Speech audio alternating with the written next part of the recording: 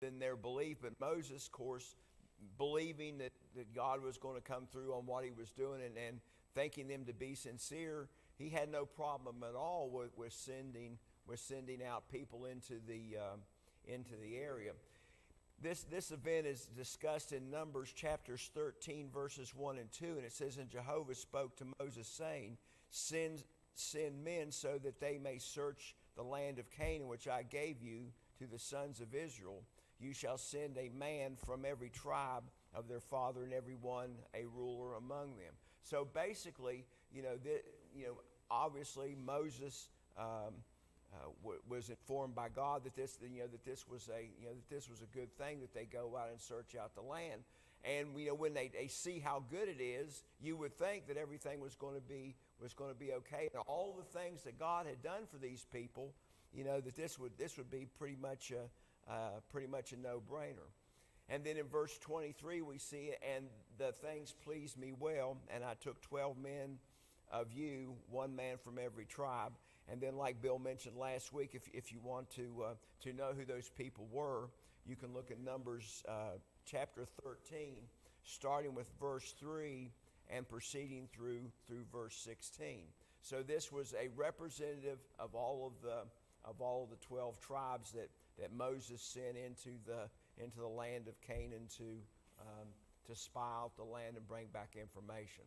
So that brings us to verse 24, where we're actually going to pick up from where Bill left off last week. So let's look at verses 24 and 25. And it says, "And they turned and went up into the mountain, and came into the valley of Eshcol, and spied it out. And they took the fruit of the land in their hands, and brought it down unto us, and brought us word again, and said, It is a good land which the Lord our God has given us." So in Numbers 13 and verse 23, it gives us a little bit more explanation. They went in, and this is a land that had a lot of grapes.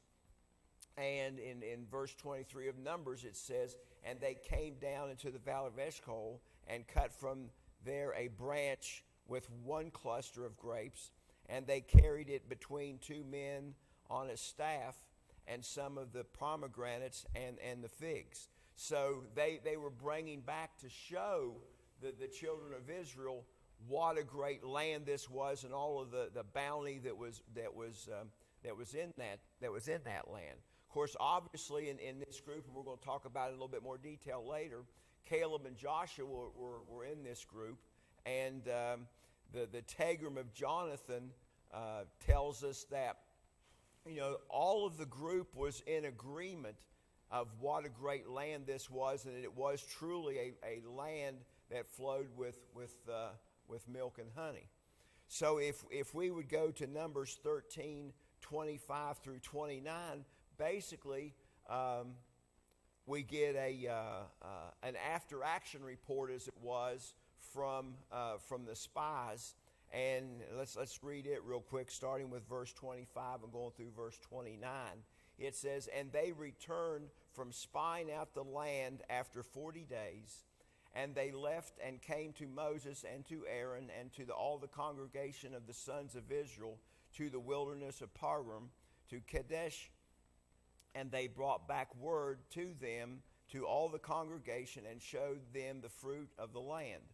And they told him and said, We came to the land where you sent us, and it surely flows with milk and honey, and of this fruit of it. However, the people that dwelled in the land among them are strong, and their cities are walled very great. And also we saw the children of Anak there. And the Amalekites dwell in the land of the south, and the Hittites and the Jebusites and the Amorites dwell in the mountains, and the Canaanites dwell by the sea and by the coast of Jordan." So basically we see here that it was a great land, but there was also going to be some obstacles that they saw that was going to be a problem, and they had this fear of the people that were there, even though God had told them that he was going to take care of that situation. They looked at the size of the cities, and they looked at the size of the people, and it put some doubt in their mind whether they would have the ability to he'd have the ability to do that. So Moses continues here in verse 26 of Deuteronomy. He said, "Yet ye would not go up, but rebelled against the commandments of the Lord your God." So God had already told them to go and to possess the land. He was going to, he was going to take care of this situation, and Moses was, of course, encouraging them to do so. Now, we know that Joshua and Jacob were two of those spies that were sent in. They had no problem with the situation because they understood that the Lord was going to be with them. And it's kind of like one of those deals, they used to have the saying, it's not the size of the dog in the fight, or the size of the dog in the fight, it's the amount of fight in the dog. And that's kind of the situation we got here. They were worried about the size of the enemy and the strength of the enemy, and their faith was kind of waning there a little bit, and they had some problems, to the point where they were rebelling and they weren't going to do what the Lord had commanded them to do. So they were disregarding the fact that the Lord had told them to go and possess the land. And God was obviously, when you go against His word, He's not going to be pleased, and we're going to see that a little bit later on in the chapter. Comments about those verses so far? Okay, let's look at verse 27. "And ye murmured in your tents and said, Because the Lord hated us, He has brought us forth out of the land of Egypt to deliver us into the hand of the Amorites to destroy us." Now, so these spies came back. Obviously, they were the leaders of their particular groups, and obviously, after they talked to Moses, they went back to their own encampments, and they started talking, and they started sowing seeds of discontent among the people. They probably started talking to their kinfolk, and their kinfolk started talking to somebody else, and before you know it, the whole congregation was in an uproar, and they said that the Lord hated them. What a statement to make of all the things that God had done to them or done for them, that that to show His love, they say that He hated just because there's a little bit of an obstacle in front of them. Now in Numbers 14:1, here's where we get this. It says, "And all the congregation lifted up their voice and cried, and the people wept that night." So this word of the task at hand spread like wildfire through the congregation. And bad news seems to travel really fast, and that's the situation that we see here. And they came to the point in a short period of time, and came to the conclusion that God hated them because this obstacle was in front of them. When all these, we've seen this all the way through our study here in the Old Testament.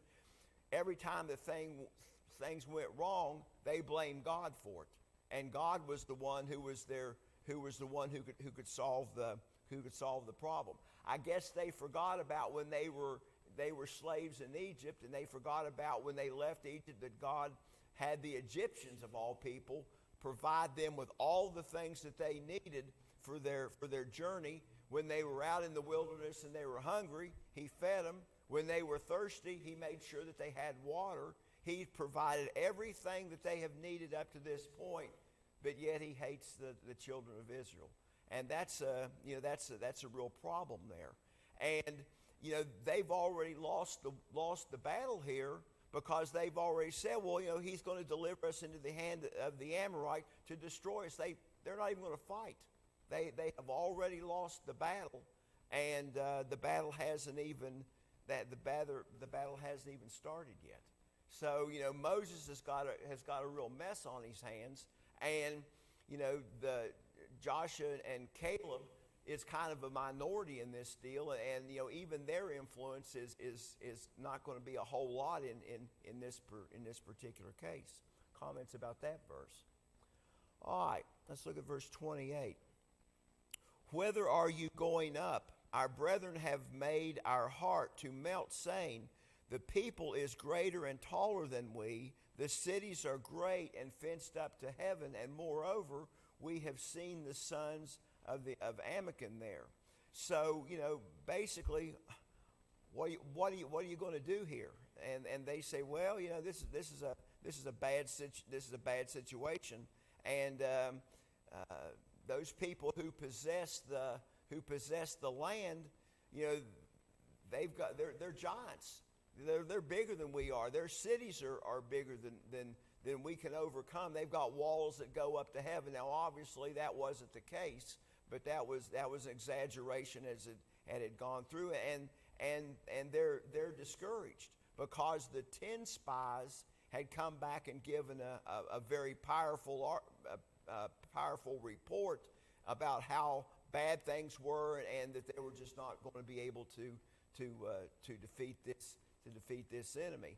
And I can imagine how this kind of spread through. It started out, well, they're a little bit bigger, and all of a sudden, they move to the point where they're giants. It's kind of like that deal you do where you put a bunch of people in a line and you tell them one thing, and then by the time it gets to the end, you don't even recognize what the original message was. So obviously, there is an obstacle that's going to have to be overcome. And, usually when something good happens, there are some obstacles that have to be overcome, and that's the case that we're given here. Now, it talks about here about the Anakims, and these were the giants called Anak, and they were the son of Arbra, and he was the father.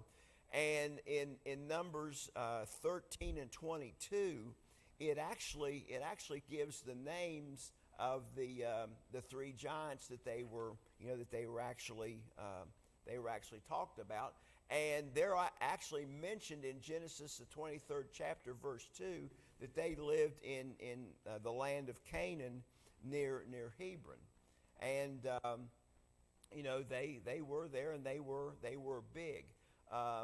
After Joshua had expelled them later on in the chapter, they actually ended up in the Philistine cities, and they were the giants that had to be overcome when they had the battle with the Philistines. It was that same family and group of people. We've talked a lot about Goliath and all of that and how big he was. Well, this is one of Goliath's relatives.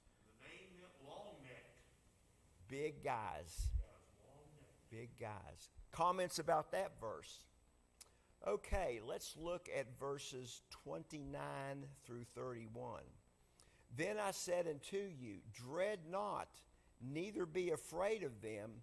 The Lord your God who goeth before you, he shall fight for you according to all that he did for you in Egypt before your eyes, and in the wilderness, where thou hast seen how that the Lord thy God bare thee, as a man doth bear his son, in all the ways that ye went until ye come until this place. So Moses has got this near revolution on his hands, and he addresses the congregation, and he tells them, don't be afraid. The Lord is going to be there just like he was in the past. He had to remind the children of Israel of all of the things that the Lord had done for them to get them up into this point, and that he's going to basically fight the battle for them. Now, I was reading one commentary last night, and this was a study of the original text in the original wording, and in the original text, it was inserted. It would have read, "His word shall fight for you," and whether God physically does the fighting or whether it's His word and His will during the fighting, you're going to get basically the same result. The enemies, even though they were greater than the children of Israel, they were not greater than God. He had the highest power, and he was going to take care of the situation, and it was going to come out in the favor of the children of Israel. So then he reminds them again, all the things that was done for them in Egypt. They had a terrible life in Egypt. They're in better shape now than they had ever been in Egypt. And God saw to all their needs there. When they left, he saw for all their needs. When they were in the wilderness, again, God took care of them. And, they should be able to see that God is taking care of them just like a father would take care of his son. And he's going to do the things that they need, just like he has when they get up to this place. Comments about those verses. Okay, let's look at verse 32. Yet in this thing ye did not believe the Lord your God. So they have the opportunity right now to go up and possess this land, and God was going to fight with them, fight for them. They were going to subdue their enemy, and it was there, but they're not believing it. And as a result of this disbelief, God is not going to be happy. In Hebrews 3 and verse 19, so we were they that could not enter because of unbelief. The children of Israel, because of this unbelief, and God's disgust with the way that they were handling this situation, there was going to be punishment there, because when you disobey the commands of God, there's always going to be some type of punishment. And it goes back again to disbelief and lack of faith in the things that God said that he would do.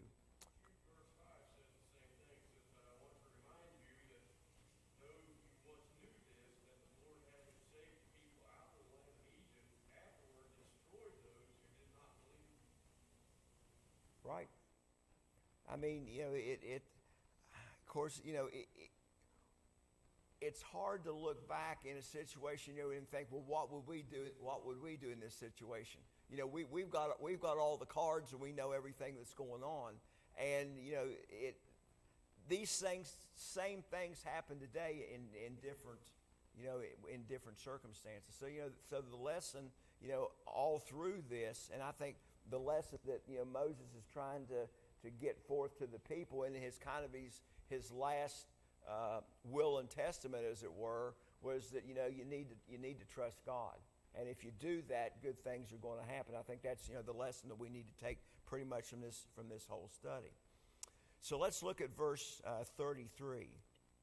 Who went before you in the way to seek you out a place to pitch your tents, in the fire by night to show you what the way should go, and the cloud in the day. So basically, God had led them all the way. He gave them food. He gave them a compass, as it were, of the direction that they needed to go. He led them into the places where they were going to be able to survive, and also to thrive. There was light by night. There was a cloud by the day, so they could constantly see, and there was constant reminders that God was there with them and leading them by the way. And it's just like the deal. Every little detail. It talks about the cloud by day. Over in that area, the sun is absolutely scorching, and having a cloud to kind of darken the sun a little bit makes it a little bit more pleasant. It's just like, when we have a really hot day and the sun's glaring down, a little bit of shade makes the situation a whole lot more tolerable. And I know I've talked to Frazier several times, and he talked about 120 degrees during the day. What would it be like around here if it was 120 degrees? Of course, I had to laugh when he got back. we had a day, it was about 89 degrees or something like that, but the humidity was high. He was about to die. He said, well, at least over there's no humidity. So, but I mean, it's a very unforgiving land over there, and God, made it tolerable for these people. They didn't have air conditioning or any of the modern conveniences that we have, but yet He made it tolerable for them to live there. Comments about that verse? All right, let's look at verse 34. And the Lord heard the voice of your words and was wroth and sware, saying. So basically, God heard what these people were saying. God heard that these people said that he hated them. And that incensed God. All the things that He had done for him, his displeasure was at a high pitch. And God knew all the things that He had done for the people, and obviously so did Moses. And this murmuring was not only against God, but it was also against Moses and Aaron. And there was some threatening of them, and of course, Joshua and Caleb.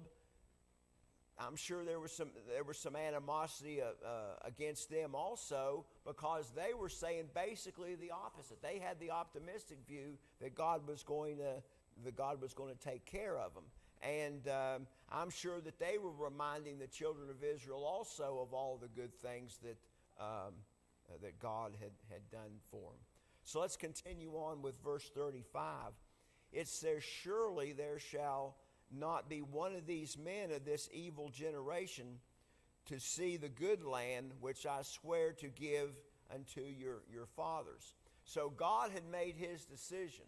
These people who were unbelieving and were rebelling against the Word of God, God had made the decision He was not going to let them see and enter into the promised land. God didn't change His promise. He made this promise to Abraham, Isaac, and Jacob. That's who he's talking about there. But these people that are unbelieving and causing all these problems, they're not going to be the beneficiary of the promise that God has made. And it's because of their unbelief and their attitude toward the things that God has done to them. It's all that murmuring that they had been doing. And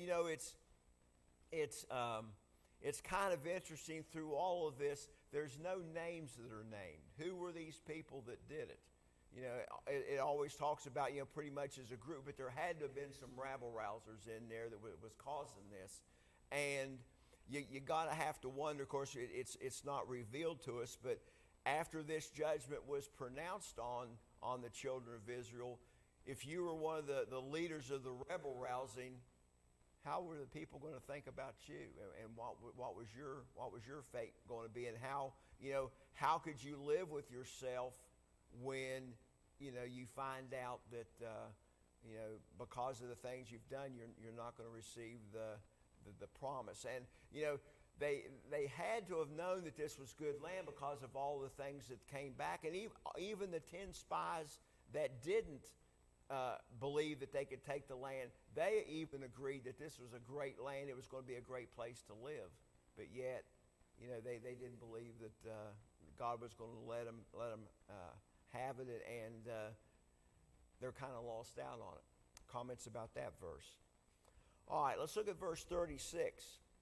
So he has said that he swears that that evil generation is not going to see the land. But verse 36 says, save Caleb, the son of Jechemiah, he shall see it, and to him I will give the land that he hath trodden upon to his children, because he hath wholly followed the Lord. So the Lord is not going to punish Caleb. Caleb had faith. Caleb believed that God was going to do what he said, and he was going to reward his faith, and not only reward him, but was going to reward his family and his children. And the key here is because he wholly followed the Lord. So he wasn't in a situation where he was aggravating the situation, and he wasn't a part of this open rebellion. And as a result of that, he wasn't part of the judgment of God, and he wasn't going to be sentenced to a life wandering through the wilderness for the rest of his day here on earth, as pretty much the whole generation that rebelled. They're going to die before the children get into the promised land. So basically, the exceptions of all of this group, probably millions of people, the only exception is going to be Caleb and his family, and obviously we're going to see later on Joshua and his family. Moses wasn't even going to make it into the promised land because he had his issues also. And Aaron, all those that carried the load up to that point, because of things that they did not get the reward either. Comments about that verse? It also tells us today, over in the Hebrew letter, in the 3rd and 4th chapters, that we too, through unbelief, will not see God's rest, just like the children did back in those days. That's right. All right. I mean, the things that are going on right here are going on today, and we need to. There's a lot of lessons to be learned here. Well, what's interesting is that you read on into Joshua, and Caleb actually gets the land that they had spied on. Mm-hmm. So, because of his faith, he actually got the land that he saw and that he gave the good report for. So, God was very, I think, intentionally giving that to him for his faith. And after you were talking last week about the vastness of the land, I was looking at a couple of maps, and basically he gave them the whole Middle East, all the areas that we talk about today in the Middle East. That was all given to the children of Israel, even though they didn't possess all of it. I mean, it was a vast land that they were given. All right, let's look at verse 37. Also the Lord was angry with me for your sakes, saying, Thou also shalt not go in thither. So basically, Moses knew when this letter was being written, or this book was being written, that he wasn't going to make it into the promised land either. Now, this statement seems to indicate that it was on the occasion that Moses was condemned, for what the people did, and that really wasn't the case. Moses had other issues with God, and at the time that this was written, he was basically addressing the people, saying, Caleb got in. I wasn't even going to get in. That's basically what he was saying. It wasn't related to what the spies did. It was God had his judgment against Moses for some things that Moses did, because we know that this was written several years after Moses disgusted God with his affair with striking the rock, and we can read about this in Numbers chapter 20, verses 7 through 12. And Jehovah spoke to Moses, saying, Take thy rod and gather the assembly, you and Aaron your brother, and speak to the rock before their eyes, and it shall give forth water, and you shall bring forth to them water out of the rock. So you shall give the congregation and their animals drink. And Moses took the rod from before Jehovah as he commanded, and Moses and Aaron gathered the congregation together before the rock, and he said to them, Hear now, you rebels, must we bring forth water out of this rock? And Moses lifted up his hand, and with his rod he struck the rock twice, and the water came out plentiful, and the congregation and their animals drank.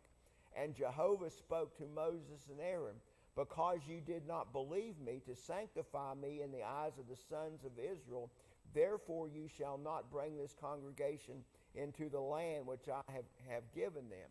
So this was the event that caused Moses not to be able to enter into the promised land. It wasn't the disbelief and the Moses had already, gotten his, gotten himself in trouble with, in trouble with the Lord. So, this is kind of where we see that this is kind of a retrospect, or kind of a last will, and we see that things aren't exactly in the same order, and Moses is more or less recollecting and giving advice to the children. Comments about that verse. Okay, let's look at verse 38. Joshua the son of Nun, which standeth before thee, he shall go hither, encourage thou him, for he shall cause Israel to inherit it. So basically, we know from our previous studies that Joshua was a very loyal follower of Moses. And in some ways, he was the one that was being groomed to take over from Moses as the leader.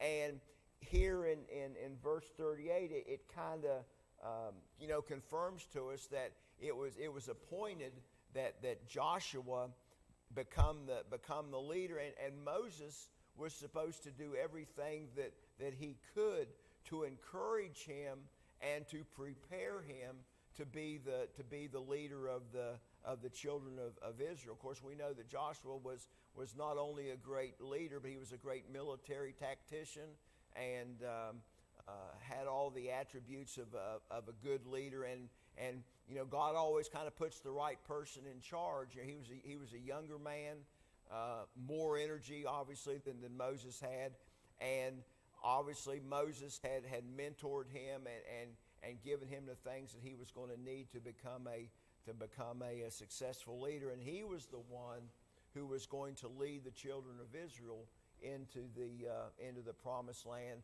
and to do the heavy lifting and fight the battles that were going to need to be fought to achieve the land, and to gain the victories, and to gain all the things that God had promised to the children of Israel.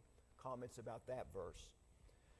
All right, let's look at verse 39. Moreover, your little ones, which ye said should be prey, and your children, which to this day have no knowledge of good and evil, they shall go in thither, and unto them I will give it, and they shall possess it.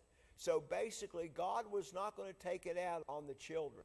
These were the same children that the adults had already had killed and put into the grave, and obviously weren't going to go into the promised land.